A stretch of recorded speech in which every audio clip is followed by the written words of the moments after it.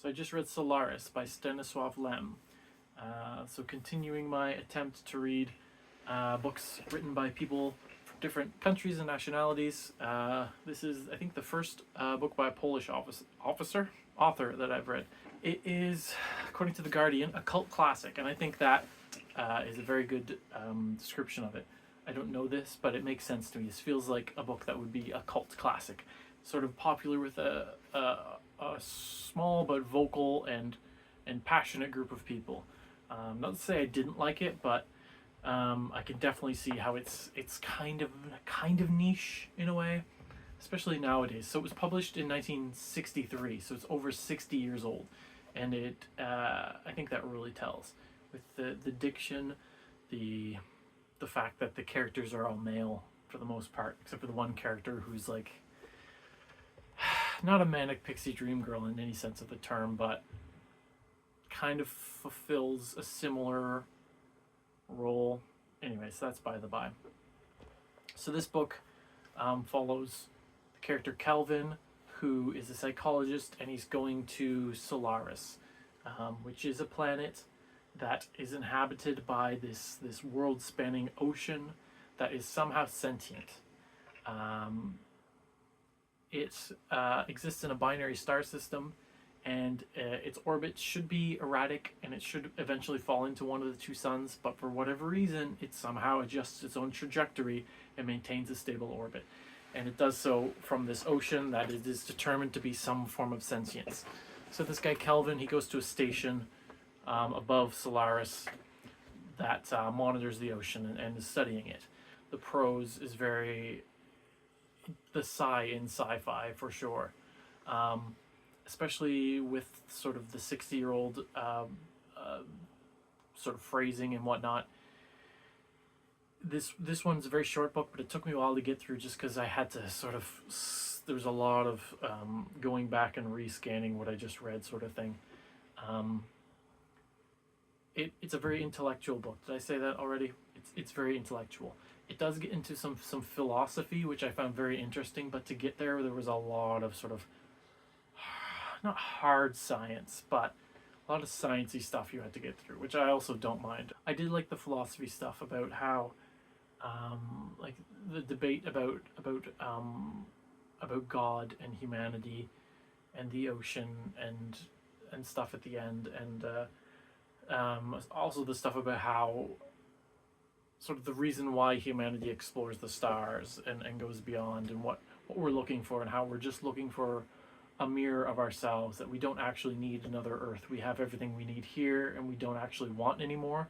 We just want to find something else out there that will mirror us and show us a version of ourselves that we like, and so we can sort of, we're doing it in a sort of self-gratifying kind of way. We're searching for an answer to stuff inside of us. Anyways, I won't get into it, but it was really interesting. So the actual plot of the book is Kelvin goes to the station. He's meant to meet up with his mentor who's there, but his mentor has recently committed suicide. And right away you can tell there's something going wrong, not just because of the suicide. There's only two other characters on the ship. There's Snow and Sartorius, who are two other scientists. Right away it gets, it's very much in the horror sort of spectrum of sci-fi.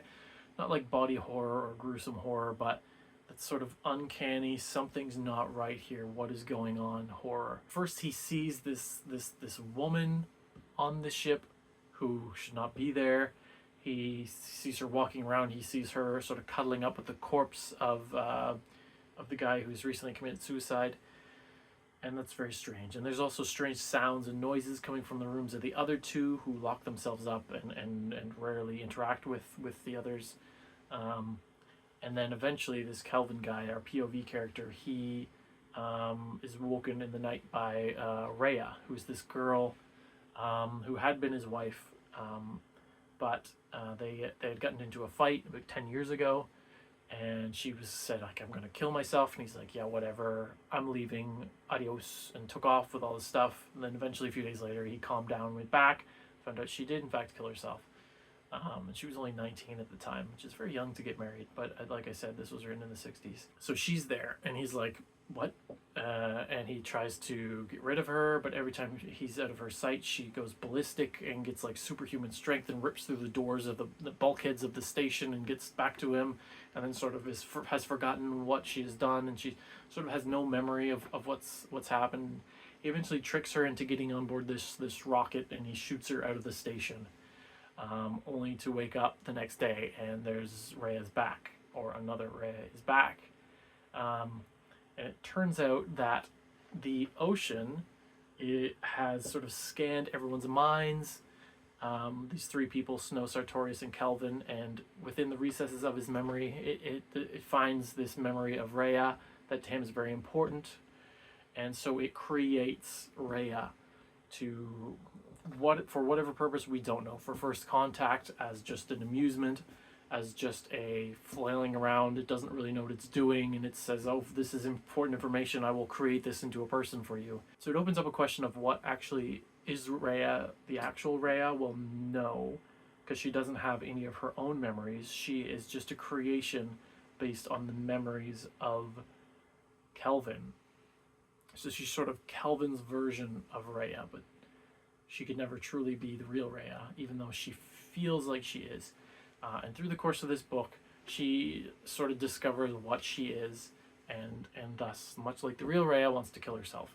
Sartorius comes up with a way to actually kill her permanently, because they find out that looking at her blood and her structures, that these organs are made of cells, the cells are made of organelles, the organelles are made of molecules, but the molecules themselves aren't made of atoms, they're in fact made of neutrinos, which are much smaller, and infinitely more complex. And so Sartorius comes up with this neutrino destabilizer thingamabob, and manages to kill her, and permanently eliminate all these other these visitors, these phi creatures they call them, that the ocean has been creating.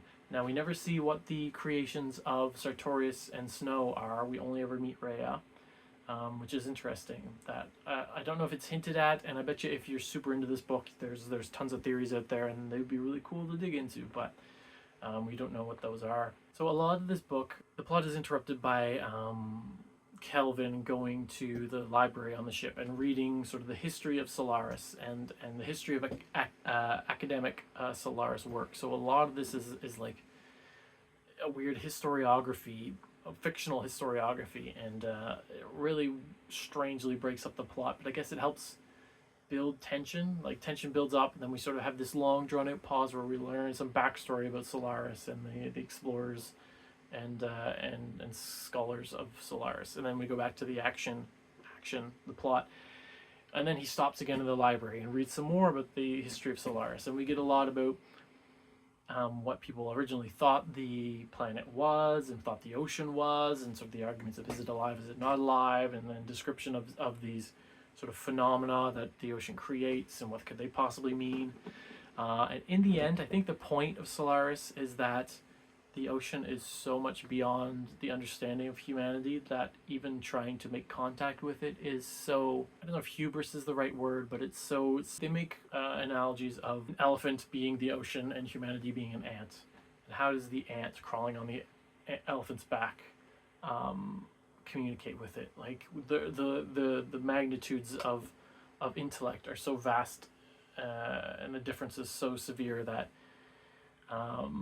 there's no possible way for a connection to be made. And sort of the creation of these characters like Rhea by the ocean, like, what could that mean? Like, let's say the elephant takes a step and creates a footprint, and then the ants go into this footprint, and or footprint fills up with water, and the ants then use the water and think, oh wow, the elephant's trying to communicate with us, it's given us this water. How did it know that we need that, when the elephant was just sort of existing and wasn't even aware of the... Anyways, I'm taking the analogy places, but basically it's anthropomorphic tendencies that we put on everything, and how every sort of everything that happens to the ocean or is interpreted in anthropomorphic ways, like, oh, it's grieving, or this is an indication of pleasure, or this is just applying human emotions and personification to something that is so vastly beyond us that it's meaningless. Yeah, so it was a hard read for me personally, even though it's really short. But the thoughts and ideas in there are brilliant, and well worth the read. So that's Solaris by Stanisław Lem.